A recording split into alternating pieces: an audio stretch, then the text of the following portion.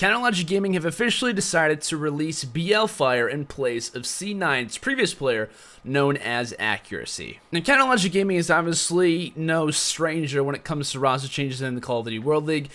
Just, I believe, a couple weeks ago, they ended up releasing one of their players, known as Complex, for a player known as Perplexed, in case of him. And honestly, right now, if you look at the overall placings, the overall standings right now for the Call of Duty World League, at least from the NA side of things, and you look at CLG's overall record, they're currently sitting at 4-10 in that 10th spot as we currently speak, with a pretty terrible map record. I mean, they've taken on a couple teams. I believe they ended up beating, H2K in a 3-0 fashion the other day. The issue that I see right now with the CLG Gaming squad, and the reason and possibly the decision why to get rid of Blfire, still to me, and in my opinion, is still kind of unknown, to be honest with you. But I think that the main issue that CLG Gaming has to work on has got to be their search and destroy game.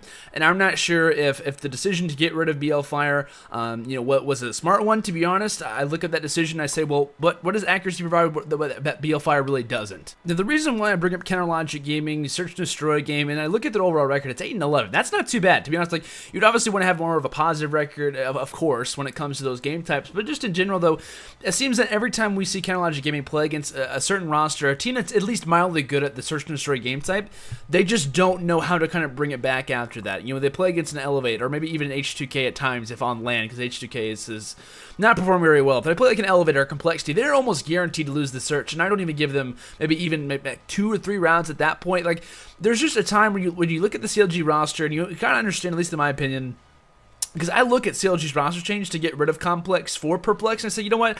That's a valid change. That's a valid decision because of why Complex was one of the lowest KDs in every single game type for this team. As an objective player in his own regard, you can hand that to him. But you look at other objective players for certain other teams, and they have the highest KD. Like, you look at Attach and Enable for FaZe, who have the highest KD in all of the Call of Duty World League. Scump, and I know those are kind of extreme cases of how talented players work, but you have to kind of look at your own objective player and say, well, how are you not doing that? Like, how are you not at least providing half of the statistics that they are, and we're still losing the game? Like, how are we having this high of a KDs and you're not, and we're still losing, matches at a very rapid pace and so on and so forth? So I can understand that roster change, though. But to get rid of Blfire, I'm not sure if this was more of an internal issue.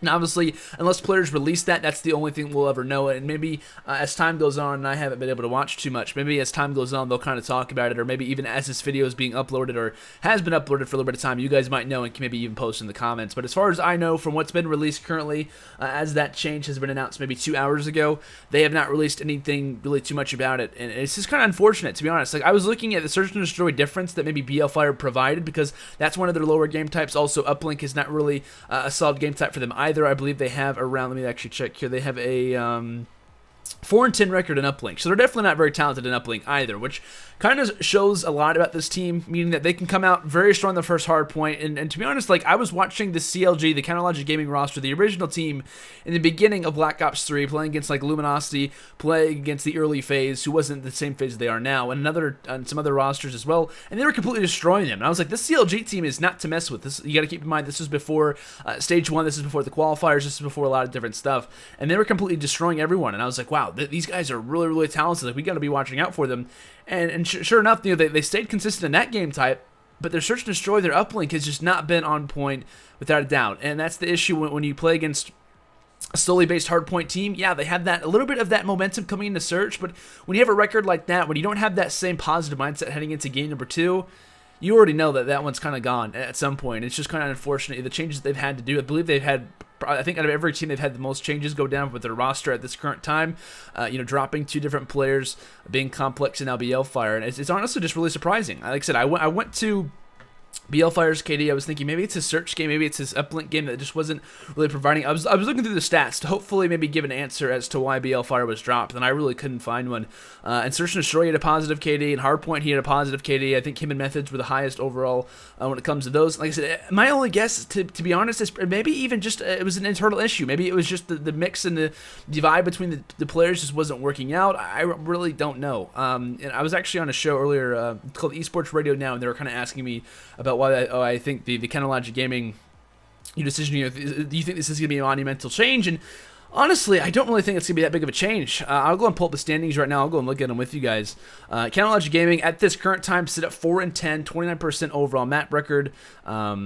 or percentage, excuse me, 24 and 31 in overall map record, which is just, I mean, not that good. And like I said, when you look at their overall map record, you know, they won 10 hard points and they won 24 overall maps. I mean, almost, not of course, not all, but almost 50% of their map wins have been on the hardpoint game type, which is just not good. You got to be consistent throughout all game types. And I always talk about, you know, throughout all of Call of Duty, you're not going to see a team who's struggling constantly have, you know, 3 super positive players, or maybe even just 2 rising players and 2 players who have like around like a 0.7 KD. Like, you're not going to see that. Usually players remain consistently around their, you know, the overall teamates. You know, things are going to kind of remain consistent because you're in those 1v3, 1v2 gunfights, whether it's search and destroy, whether it's hardpoint at all times. So, I mean, you're going to have extreme cases, of course, where one player has like a super high KD and whatnot. But just in general, though, I was kind of curious as to see, because Cloud9 didn't make a change. They picked up Happy, and I was kind of like, you know, why were they getting rid of Accuracy? This is the guy they were kind of trying to provide and pull a roster behind. He was the only player that was left from the Cloud9 at UMG South Carolina. They released Khalifa, they released Sinful, they got rid of Killa. Well, Killa went to Dream Team, but the addition that they did make in grabbing Happy was, I think, an okay one. I mean, they play extremely different roles. Happy's more of an objective player, while Accuracy's the main AR. Completely different when it comes to hardpoint time and stuff, but I think Accuracy provides a similar role to Blfire. Now, do I think this is an improvement? I do. I don't think this is going to hurt CLG by any means, but I don't think this is going to really help them and propel their game too much. And honestly, if there was one player that I was kind of looking at to be on the chopping block heading into, you know, what was a possible roster change, if I was told that there was a roster change going on with CLG but not having any further knowledge of what was going on, I'd probably say maybe a player like Felony. I think Felony is a great guy, great player, but I just have not seen him have that same Slayer mentality. There's been some series, and I don't remember what series it was against, but there's been times where Felony has absolutely destroyed, and maybe that's the reason why if there was a chopping block between him and Blfire, they decided to pick him and keep him on the roster. But there's just random spurts that you'll have from Felony where he's absolutely fantastic. You know, Third Advanced Warfare was a fairly talented search and destroy player, but I'm just not sure with the decision to get rid of Blfire if it was a positive one. I wish I did know the exact reasoning why, if it was, like I said, an internal issue, or if it was just, you know, he just wasn't working out for the team or whatnot. Because the stats to me don't tell the story. The stats to me don't really say, you know, this is so and so reason. This is the exact reason why this is happening. One, you know, major thing that you can kind of look at between Accuracy's playstyle and Blfire's playstyle of being both AR players and kind of running that Scythe, that Psychosis and Search and Destroy, is maybe just the mobility that Accuracy has. I think Blfire kind of roams around and does slang work, but Accuracy's more of a similar style to what Zuma kind of does. You know, roaming AR can kind of get the overall slang done and dusted with, and maybe even Formal in some ways. I'm not saying he's as good as Formal or as good as Clayster or anything, or not Clayster when I'm saying Zuma. I think he has a similar role where he's not really going to hop in the hardpoint too much, but he can kind of roam around, get kills. You know, Accuracy Third Advanced Warfare, at least in my opinion, was a very underrated player. You know, was unaware for a short period of time. Later found his role on different teams. He didn't have a whole lot of success with the Orbit roster heading into the Stage 1 in a you know, World League qualifiers. Then he, you know, kind of joins alongside of Cloud9. They don't have a very good performance at South Carolina. You know, then the whole roster gets dropped except for him to kind of build a roster around Accuracy, and then he ends up leaving. By no means am I saying this is a bad decision from Accuracy to leave. I mean, Counterlogic Gaming are definitely in the runnings to possibly, you know, grab that maybe 7th or 8th spot, but just in general, though, I'm kind of worried, to be honest, about the CLG team. I hope that this does, you know, improve them a little bit. You know, they do have more of a chemistry possibly between these guys. A lot of similar aspects, you know, similar ages as well, which could maybe give a little bit more chemistry to this roster. But I do hope that we do see a better performance out of these guys. I hope that they can improve. It's just right now, CLG, this isn't by no means, at least in my opinion, going to be a monumental, you know, I don't think we're going to see like a 360 type of situation come out of the CLG roster. I hope they do, I hope they do, and will improve. I'd love to have the Counterlogic Gaming name in Call of Duty and these players to have a lot more success.